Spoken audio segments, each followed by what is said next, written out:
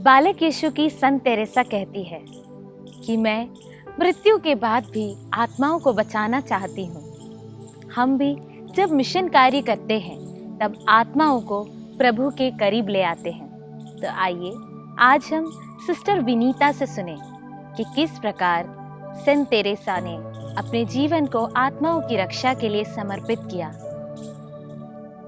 प्रिय विश्वासियों, अक्टूबर महीना पवित्र रोजरी और मिशन कार्य के लिए समर्पित है। आइए अक्टूबर माह की महान संत तेरेसा ऑफ चाइल्ड जीसस की जीवनी के बारे में हम अपना ध्यान केंद्रित करें। 1 अक्टूबर का दिन विश्व भर में कैथोलिक समुदाय के लोगों द्वारा संत तेरेसा के सम्मान में फीस्ट डे के रूप में मनाया जाता है। संत तेरेसा का जन्म 2 जनवरी सन 1873 को फ्रांस के एकलोन में एक धार्मिक परिवार में हुआ था। 4 वर्ष की उम्र में ही माता का देहांत हो गया। संत तेरेसा की परवरिश उनके पिता व बड़ी बहन के द्वारा की गई। सन 1887 में 15 वर्ष की आयु में उन्होंने पोप लियो 13वें से कार्मेलाइट मठ में प्रवेश की अनुमति मांगी। मठ में संघर्षपूर्ण जीवन जीने के बावजूद उन्होंने निस्वार्थ भाव से दूसरों की सेवा करने व दानशीलता में लगे रहने का दृढ़ निश्चय किया। अपने छोटे छोटे सेवा कार्य द्वारा वे अपने प्रशिक्षण को गहराई से समझ पाई। उन्होंने अपने स्वप्न की वर्णन करते हुए लिखा है कि वे हमेशा से ही एक मिशनरी या दूसरों के लिए एक प्रेरणा स्रोत बनना चाहती थी, किंतु एक मठवासी होने के नाते ये सब बन पाना या कर पाना बड़ा प्रश्न था उनके सामने।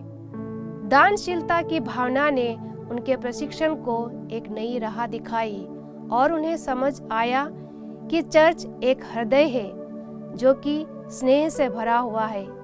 इसी स्नेह की भावना ने कलीसिया के लोगों को बंधे रखा है और उन्हें आगे बढ़ने का उत्साह दिया है। उन्होंने जान लिया कि स्नेह ही सब कुछ है और उसी स्नेह को उन्होंने अपने जीवन की आधारशिला बना लिया। 9 जून 1895 को उन्होंने अपने संपूर्ण जीवन को ईश्वर के प्रति समर्पित कर दिया। अगले ही वर्ष वे टीबी की खतरनाक बीमारी से ग्रस्त हो गई, किंतु अपनी इस बीमारी को बिना घबराए ईश्वर की योजना मानकर सहज स्वीकार किया। अनेक परीक्षाओं और कठिनाइयों से गुजरने के बावजूद उन्होंने अपना विश्वास नहीं खोया और उस पर टिकी रही।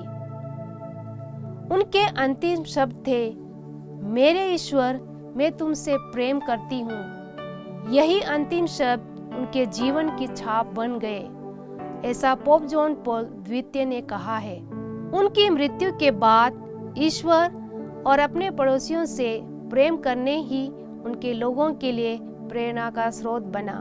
उन्होंने अपने जीवन में अनेक चमत्कार होते हुए देखे और भविष्यवाणी की कि धरती पर अच्छे कार्य करना ही मेरे स्वर्ग का आधार है।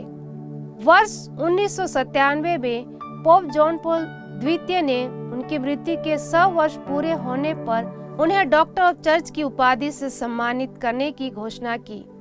सिनी की संत कैथरीन और आविला की संत तेरेसा के बाद वे ही तीसरी महिला है जिन्हें इस उपाधि से सम्मानित किया गया है।